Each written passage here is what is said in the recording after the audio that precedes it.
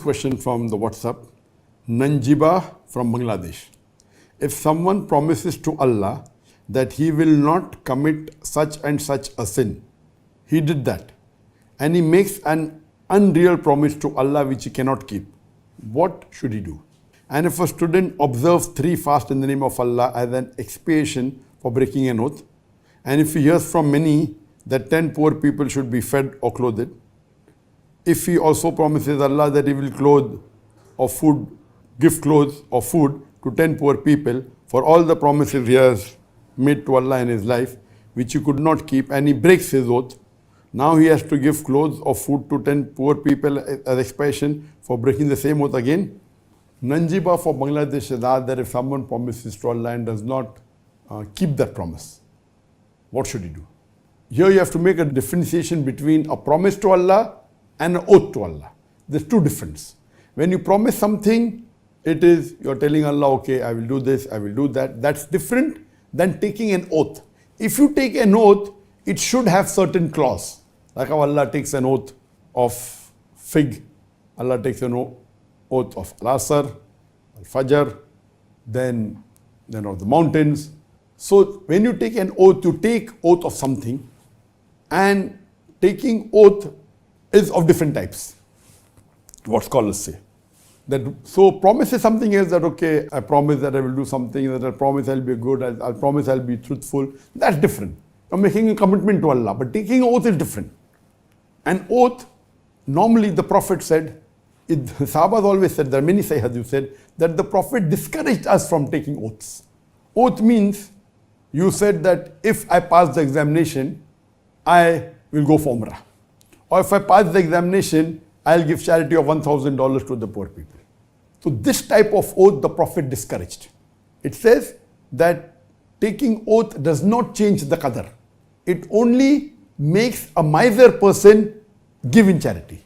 So when you're taking an oath, there are different types of oaths. Some oaths which are good to take, some oaths which are not good to take, some are mubah. The oaths that if you ask and you take an oath of Allah, that if so and so thing happens, I will do this sort of worship. It's not encouraged. It's not haram, because you are putting a stipulation to Allah that okay, if I pass the examination, I will pray 2 rakat nafil, I'll go for Umrah. And if you do that act, if you pass the examination, it is as though you're forced to do it. You're not doing it out of your own free will. So that's one of the reasons. Second is that as though you're bartering with Allah, that if my sickness is cured, I will go for Umrah. If my sickness is cured, I will fast 10 days, or whatever it is. So the Prophet said, the qadar is not changed. So what's going to happen, is going to happen. What's written in your destiny will happen. So if you take an oath with bartering something with Allah, it's not encouraged in Islam. It's not haram, but it's not encouraged. The Prophet said, it only makes a miser person give charity. So miser person says that, okay, if I get healthy, I will give $1,000. Okay, the miser person doesn't give charity, so at least he'll give $1,000. So the Prophet personally preferred give charity. Okay, I have decided I'll give charity today, $1,000. Very good. I decide I'll give charity 2,000. Very good. But if you say I will pass, then I'll give charity, it's not encouraged. So oath means you are bartering something. If this thing happens, I'll do this. So these types of oath, Allah says in the Quran, in Surah Maida, chapter number 5, verse number 89, that if the oath is unintentional, Allah will forgive it.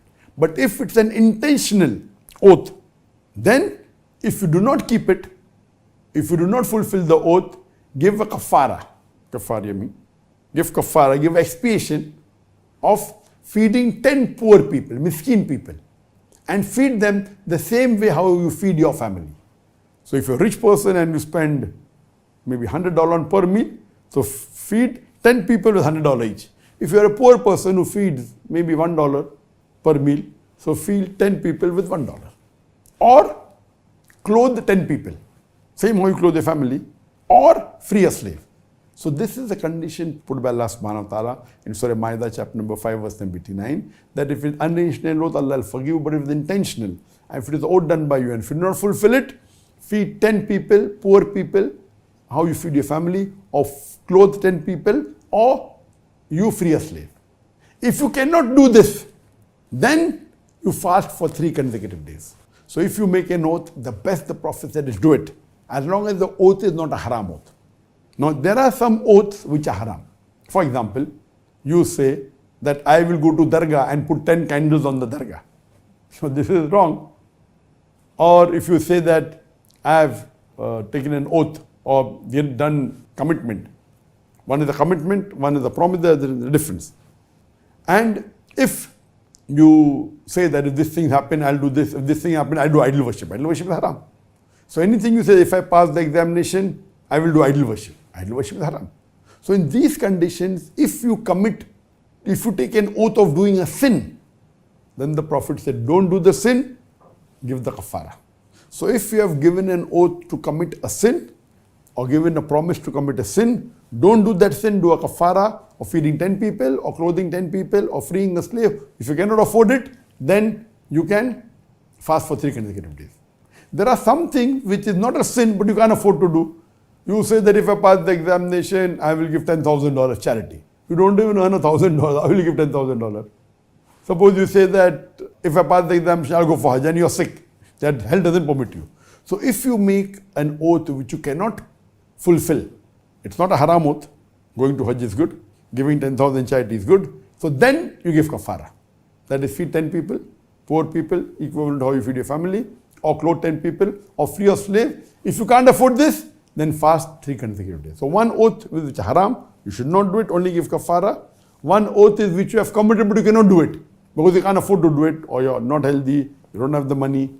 Then the third type is which is mubah. Okay, if I pass, I will give charity, and you have the money, then you give charity.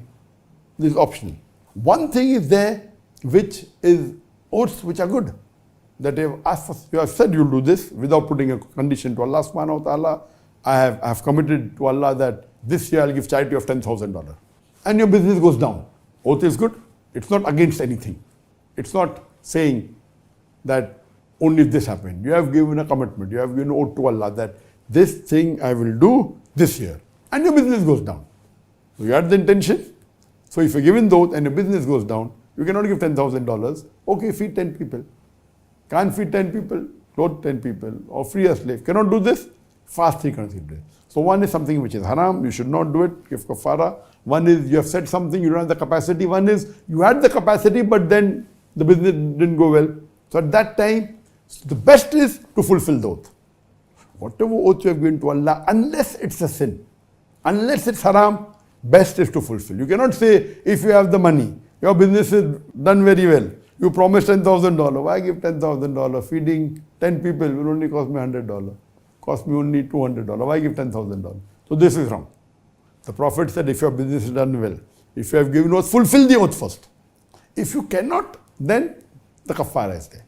Or if it's a oath which is committing a sin. So you have to differentiate between this. So based on all this, the answer is very clear cut, that if you promise something, if it's not a sin, you have to do it. And then again, the questioner has asked that he has made many promises, he hasn't fulfilled. For each promise he hasn't fulfilled, he has to either feed 10 people, or he has to, each oath that he has taken, if he doesn't fulfill, either feed 10 people, or clothe 10 people, or free a slave, or 3 consecutive days. So then if he says, okay, I will feed 10 people, or clothe 10 people, or fast 3 consecutive days, and he doesn't do this also.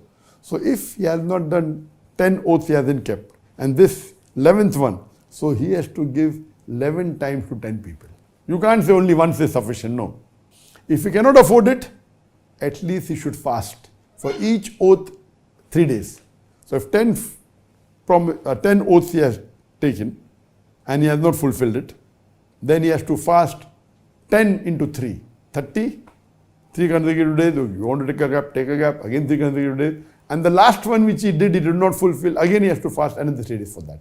So for every oath that or commitment you have given to Allah subhanahu wa ta'ala, there's a difference. You should understand that I will not do a sin. You're telling Allah, that's different than giving an oath and a commitment. So both are different. So if you have given an oath and a commitment, then you have to fulfill. Can't fulfill, then is the kafara. Hope that answers the question.